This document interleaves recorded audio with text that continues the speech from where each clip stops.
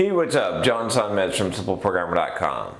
So I got this question. I've done some videos on this topic before on older programmers, or can you get a good job as an older programmer. This is a topic that frequently comes up. There was a news article recently about some developers suing, I believe, Apple for age discrimination or something.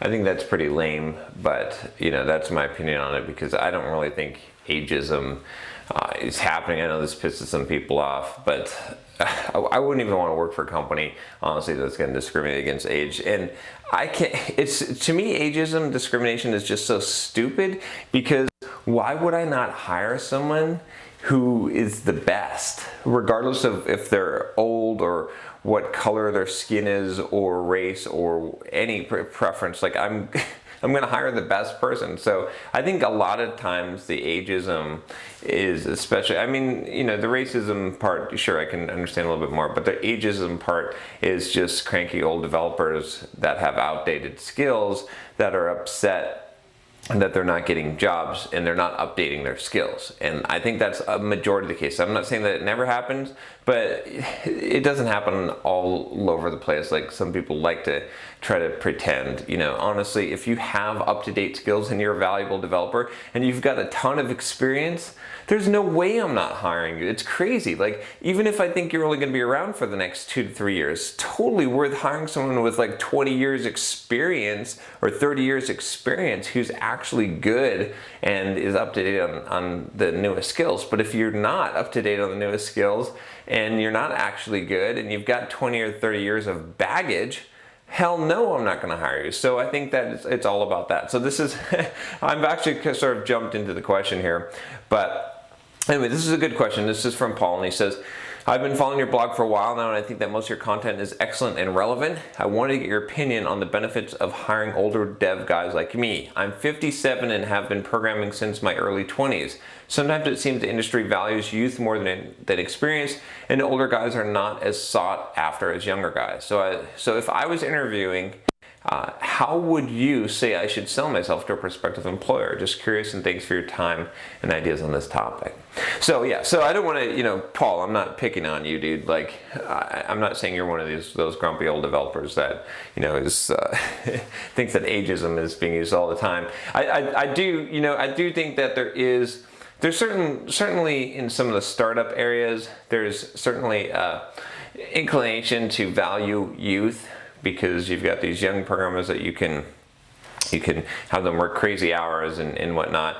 But it's not why. Like, okay, I guess what I'm saying is this, is maybe some employers are specifically hiring based on age and being discriminatory in that way, but it's stupid. It doesn't make sense. So you don't want to work for that company or those employers anyway. So it should be a non-issue if you're an intelligent developer wanting to work in a good work environment where you're going to be appreciated and contribute the most value, right? Because they're obviously dumb if they're doing this, because it's, anyone who has any kind of entrepreneurial experience and understands business and understands programmers knows that it's much better to hire someone with 20 years of experience who's really, really good and have them work 30 hours a week or 35 hours a week than to hire some young kid just, with the latest technology but no experience, thinks he's a hot shot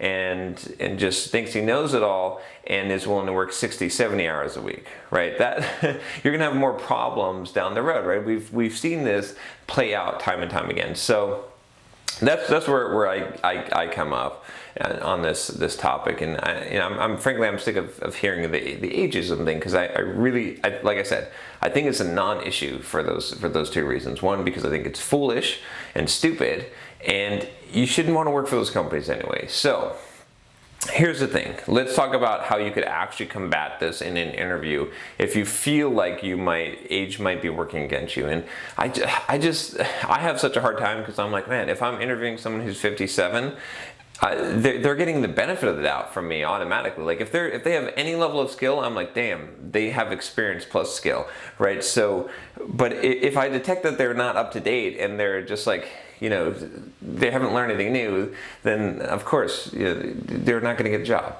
But let's talk about what you could do in an interview. So what do you want to project in an interview?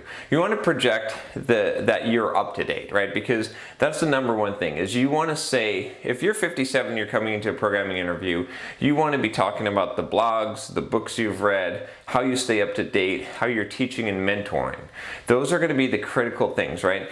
If I'm hiring an employee, especially someone who's older and has experience, the value, one of the biggest values that I can get in hiring someone is that they mentor and help the other developers. If I hire you and you make everyone else better, that's awesome. That's fantastic. You know, a good example of this, actually, I very rarely watch movies, but for some reason I watched this movie called, I think it's called The Intern, and it had Robert De Niro in it and Anne Hathaway. And it wasn't the best movie, you know, it's not exactly the genre that I like, but it had a really good point in there. Like, I mean, this guy came in and he's this older, you know, retired gentleman, and he comes in, Robert De Niro's character, and he comes into this high-tech company and whatever, and he ends up just like helping everyone in the company to become better, right? Doing all these things, like, you know, showing them what it means to have work ethic and all of these valuable things. And that's an extremely valuable trait.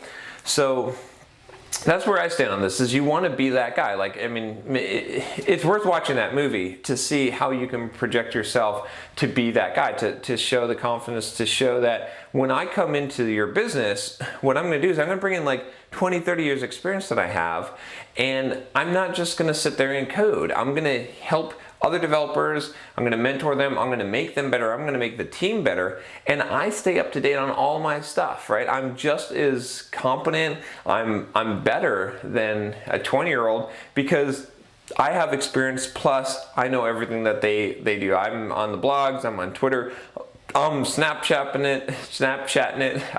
I don't know about the Snapchat part, but you know what I'm saying? Like, you have to just appear to be up to date and that you're keeping your skills current. And then you get the benefit of the experience. But if you project that you're entitled, oh, I've been in the industry for 20 or 30 years and you owe me a job and I don't need to keep my skills up to date, I'll tell you how it is.